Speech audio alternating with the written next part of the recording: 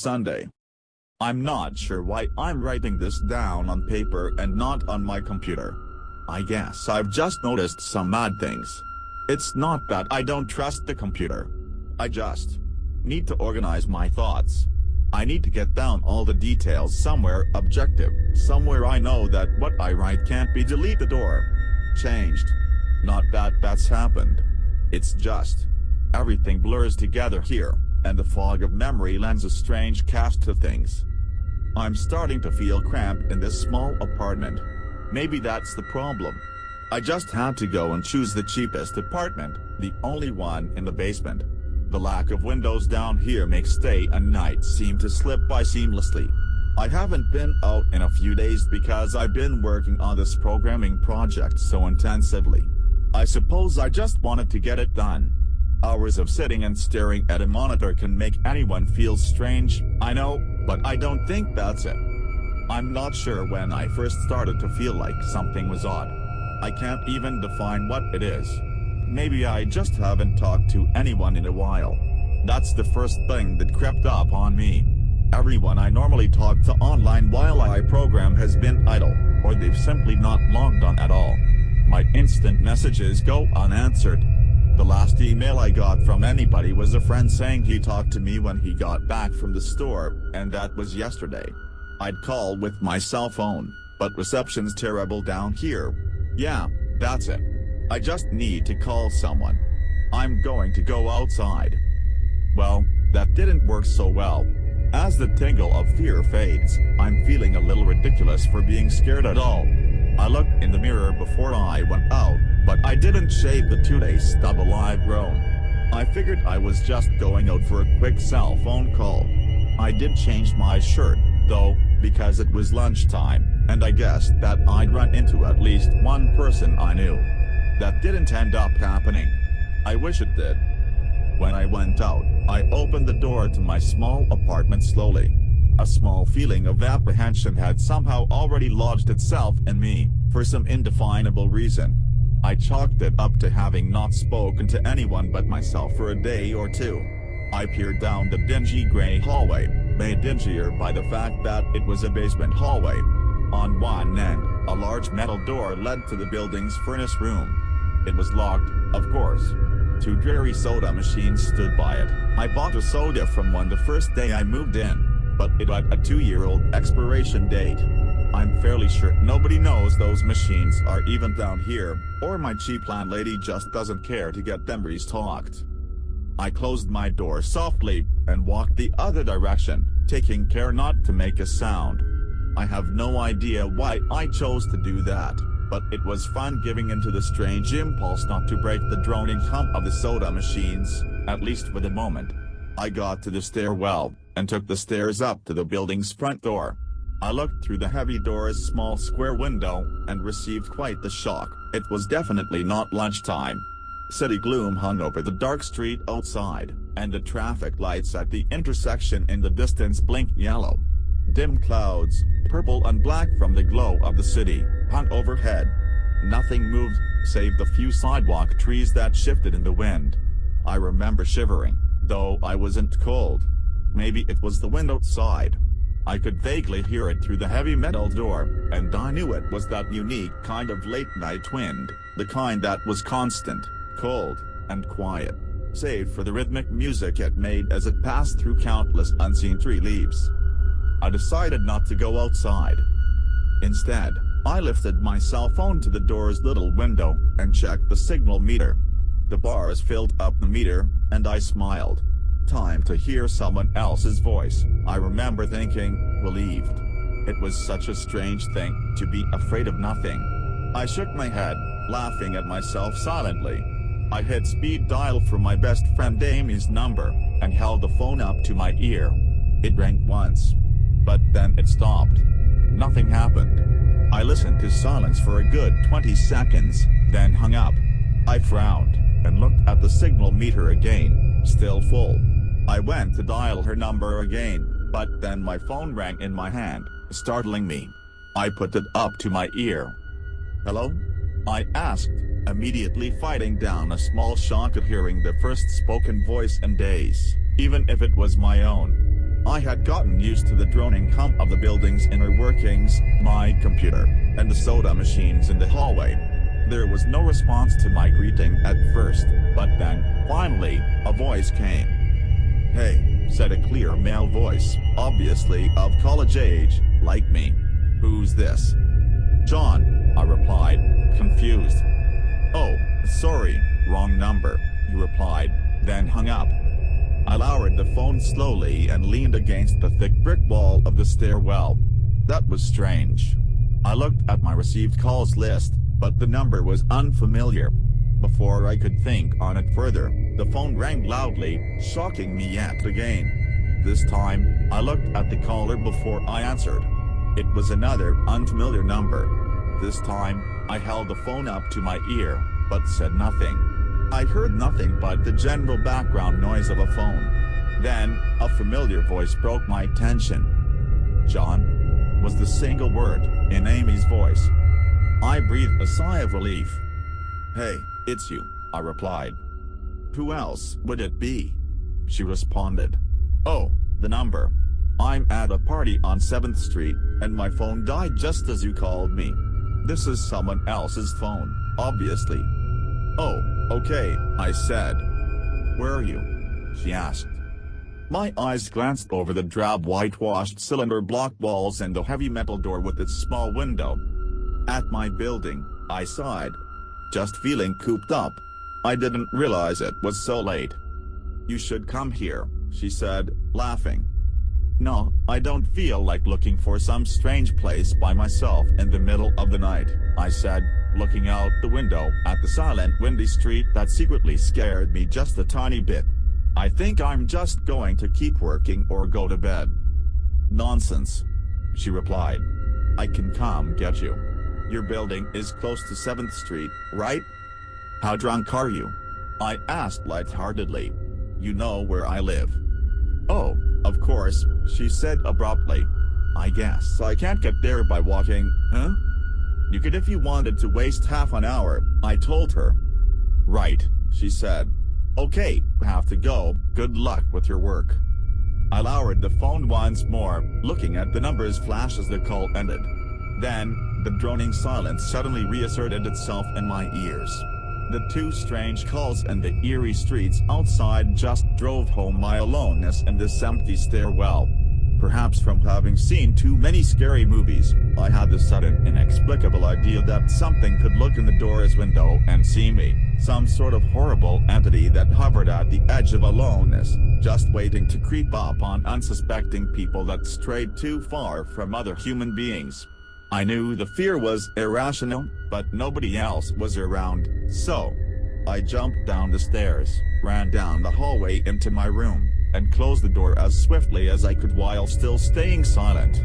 Like I said, I feel a little ridiculous for being scared of nothing, and the fear has already faded.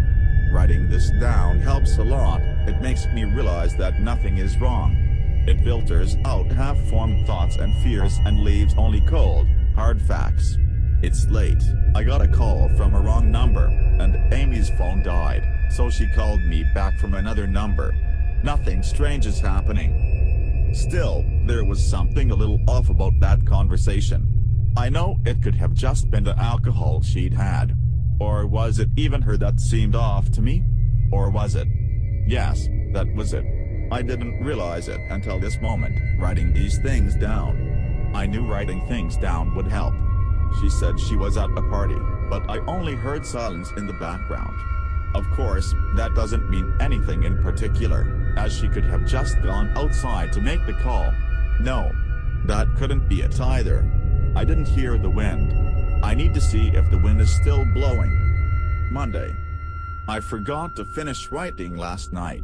I'm not sure what I expected to see when I ran up the stairwell and looked out the heavy metal door's window. I'm feeling ridiculous. Last night's fear seems hazy and unreasonable to me now. I can't wait to go out into the sunlight. I'm going to check my email, shave, shower, and finally get out of here. Wait. I think I heard something. It was thunder. That whole sunlight and fresh air thing didn't happen. I went out into the stairwell and up the stairs, only to find disappointment. The heavy metal door's little window showed only flowing water, as torrential rain slammed against it. Only a very dim, gloomy light filtered in through the rain, but at least I knew it was daytime, even if it was a gray, sickly, wet day. I tried looking out the window and waiting for lightning to illuminate the gloom, but the rain was too heavy and I couldn't make out anything more than vague weird shapes moving at odd angles and the waves washing down the window. Disappointed, I turned around, but I didn't want to go back to my room. Instead, I wandered further up the stairs, past the first floor, and the second. The stairs ended at the third floor, the highest floor in the building. I looked through the glass that ran up the outer wall of the stairwell, but it was that warped, thick kind that scatters the light, not that there was much to see through the rain to begin with. I opened the stairwell door and wandered down the hallway. The 10 or so thick wooden doors, painted blue a long time ago, were all closed. I listened as I walked, but it was the middle of the day, so I wasn't surprised that I heard nothing but the rain outside. As I stood there in the dim hallway, listening to the rain, I had the strange fleeting impression that the doors were standing like silent granite monoliths erected by some ancient forgotten civilization for some unfathomable guardian purpose. Lightning flashed, and I could have sworn that, for just a moment, the old grainy blue would look just like rough stone. I laughed at myself for letting my imagination get the best of me, but then it occurred to me that the dim gloom and lightning must mean there was a window somewhere in the hallway. A vague memory surfaced, and I suddenly recalled that the third floor had an alcove and an inset window halfway down the floor's hallway. Excited to look out into the rain and possibly see another human being, I quickly walked over to the alcove, finding the large thin glass window. Rain washed down it, as with the front door's window, but I could open this one. I reached a hand out to slide it open, but hesitated. I had the strangest feeling that if I opened that window, I would see something absolutely horrifying on the other side. Everything's been so odd lately. So I came up with the plan, and I came back here to get what I needed. I don't seriously think anything will come of it, but I'm bored, it's raining, and I'm going stir crazy. I came back to get my webcam. The cord isn't long enough to reach the third floor by any means, so instead I'm going to hide it between the two soda machines in the dark end of my basement hallway, run the wire along the wall and under my door, and put black duct tape over the wire to blend it in with the black plastic strip that runs along the base of the hallway's walls. I know this is silly, but I don't have anything better to do. Well, nothing happened. I propped open the hallway the stairwell door, steeled myself, then flung the heavy front door wide open and ran like hell down the stairs to my room and slammed the door. I watched the webcam on my computer intently, seeing the hallway outside my door and most of the stairwell. I'm watching it right now, and I don't see anything interesting. I just wish the camera's position was different, so that I could see out the front door. Hey, somebody's online. I got out an older, less functional webcam that I had in my closet to video chat with my friend online. I couldn't really explain to him why I wanted to video chat, but it felt good to see another person's face. He couldn't talk very long, and we didn't talk about anything meaningful, but I feel much better. My strange fear has almost passed. I would feel completely better, but there was something odd about our conversation. I know that I've said that everything has seemed odd, but still, he was very vague in his responses. I can't recall one specific thing that he said. No particular name, or place, or event. But he did ask for my email address to keep in touch. Wait, I just got an email. I'm about to go out. I just got an email from Amy that asked me to meet her for dinner at the place we usually go to. I do love pizza, and I've just been eating random food from my poorly stocked fridge for days, so I can't wait. Again, I feel ridiculous about the odd couple of days I've been having. I should destroy this journal when I get back. Oh, another email. Oh my god. I almost left the email and opened the door. I almost opened the door. I almost opened the door, but I read the email first. It was from a friend I hadn't heard from in a long time. and it was sent to a huge number of emails that must have been every person he had saved in his address list. It had no subject, and it said, simply, "Seen with your own eyes, don't trust them, they." What the hell is that supposed to mean? The words shock me, and I keep going over and over them. Is it a desperate email sent just as something happened? The words are obviously cut off without finishing. On any other day I would have dismissed this as spam from a computer virus or something, but the words, "Seen with your own eyes." I can't help but read over this journal and think back on the last few days and realize that I have not seen another person with my own eyes or talked to another person face to face. The webcam conversation with my friend was so strange, so vague, so eerie. Now that I think about it, was it eerie? Or is the fear clouding my memory?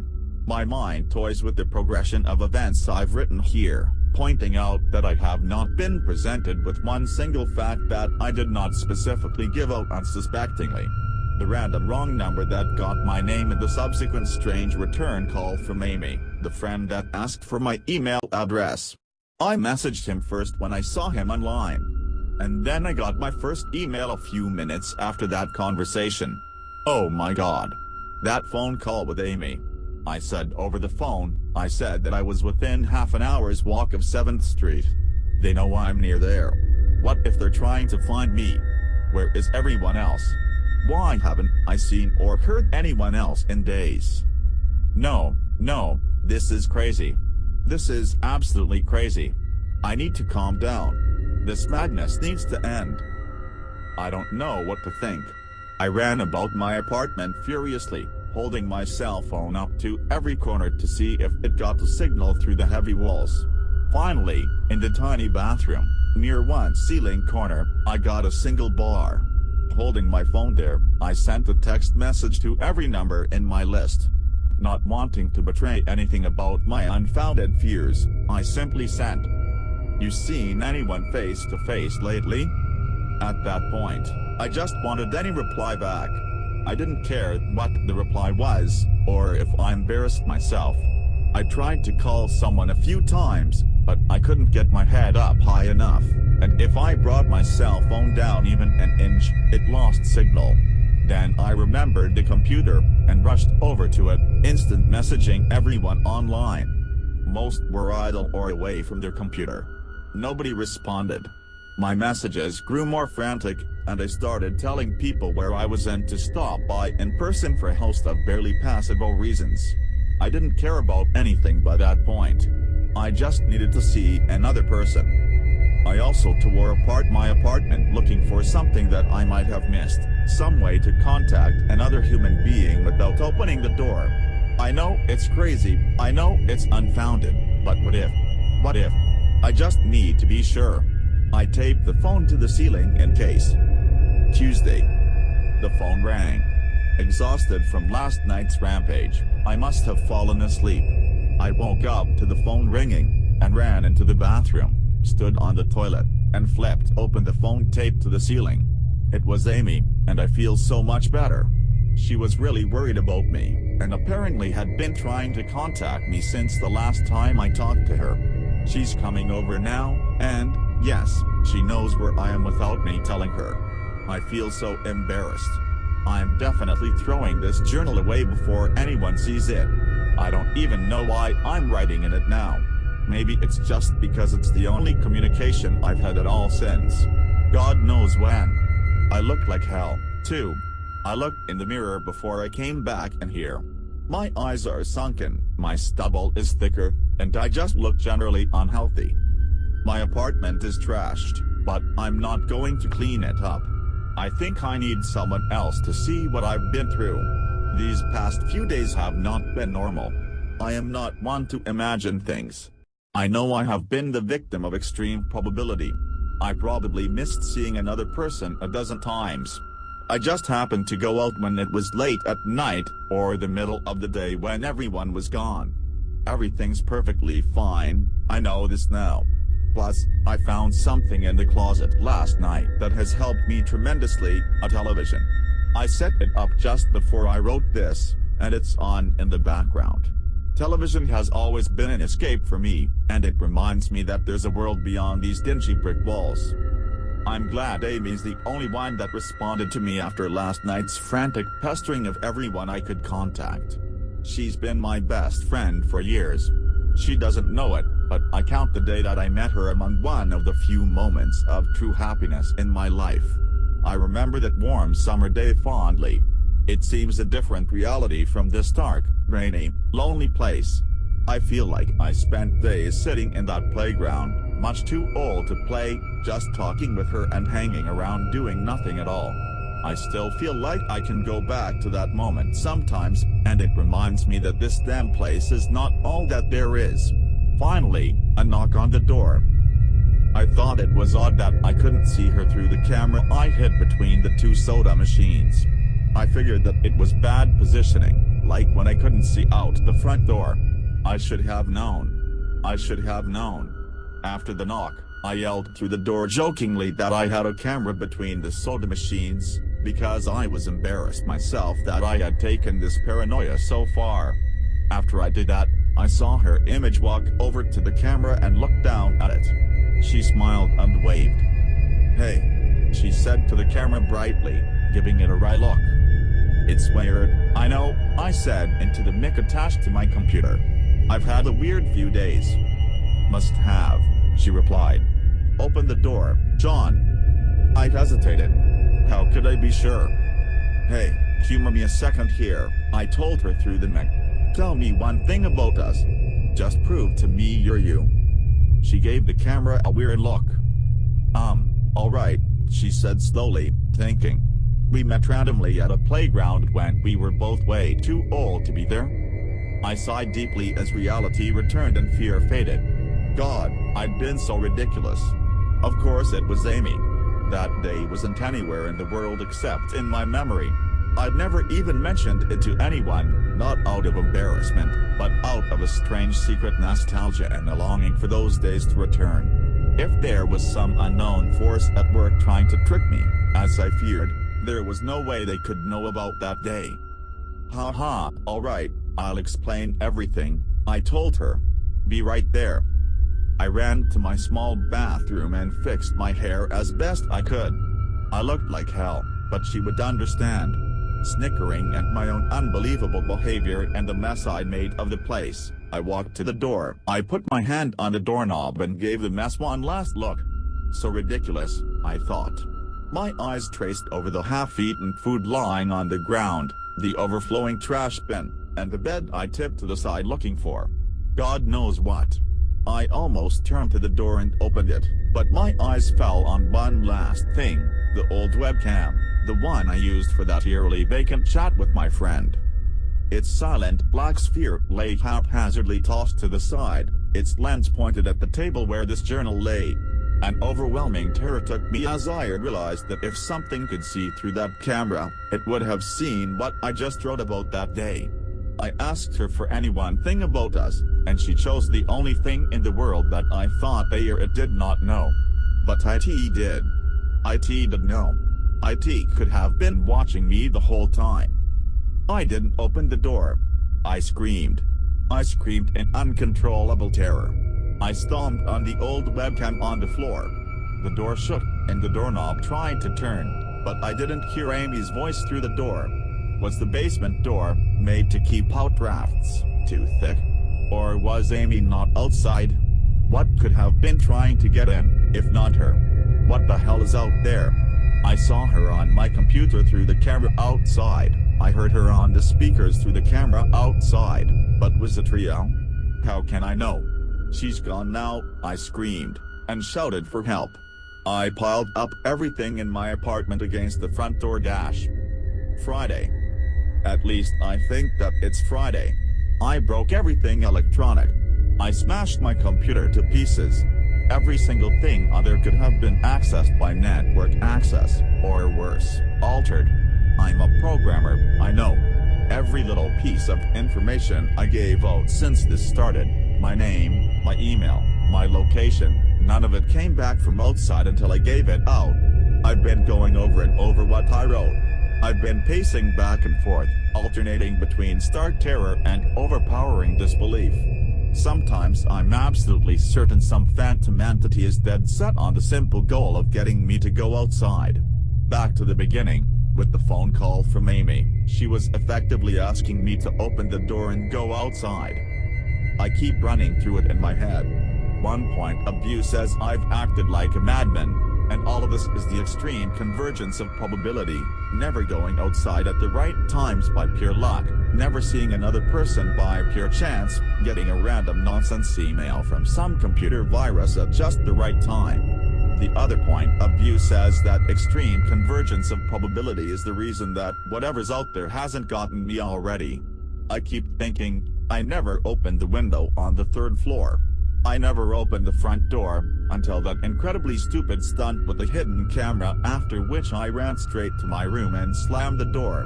I haven't opened my own solid door since I flung open the front door of the building. Whatever's out there, if anything's out there, never made an appearance in the building before I opened the front door.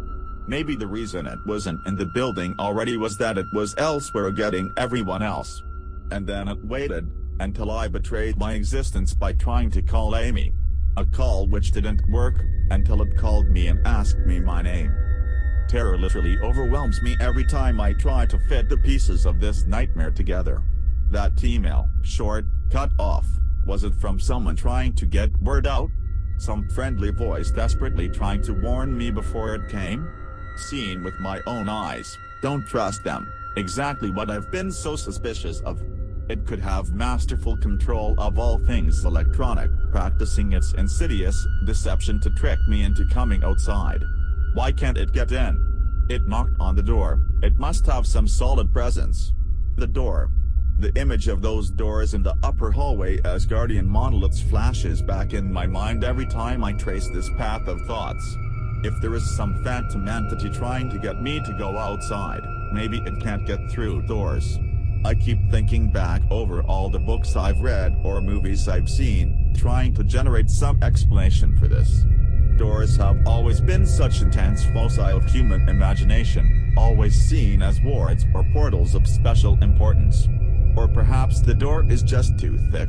I know that I couldn't pass through any of the doors in this building, let alone the heavy basement ones. Aside from that, the real question is, why does it even want me? If it just wanted to kill me, it could do it any number of ways, including just waiting until I starve to death. What if it doesn't want to kill me? What if it has some far more horrific fate in store for me? God, what can I do to escape this nightmare? A knock on the door. I told the people on the other side of the door I need a minute to think and I'll come out. I'm really just writing this down so I can figure out what to do. At least this time I heard their voices. My paranoia, and yes, I recognize I'm being paranoid, has me thinking of all sorts of ways that their voices could be faked electronically. There could be nothing but speakers outside, simulating human voices. Did it really take them 3 days to come talk to me? Amy is supposedly out there, along with 2 policemen and a psychiatrist. Maybe it took them 3 days to think of what to say to me. The psychiatrist's claim could be pretty convincing if I decided to think this has all been a crazy misunderstanding, and not some entity trying to trick me into opening the door. The psychiatrist had an older voice, authoritarian but still caring. I liked it. I'm desperate just to see someone with my own eyes. He said I have something called cyberpsychosis, and I'm just one of a nationwide epidemic of thousands of people having breakdowns triggered by a suggestive email that got through somehow. I swear he said got through somehow. I think he means spread throughout the country inexplicably, but I'm incredibly suspicious that the entity slipped up and revealed something. He said I am part of a wave of emergent behavior, that a lot of other people are having the same problem with the same fears, even though we've never communicated. That neatly explains the strange email about us that I got. I didn't get the original triggering email. I got a descendant of it. My friend could have broken down too, and tried to warn everyone he knew against his paranoid fears.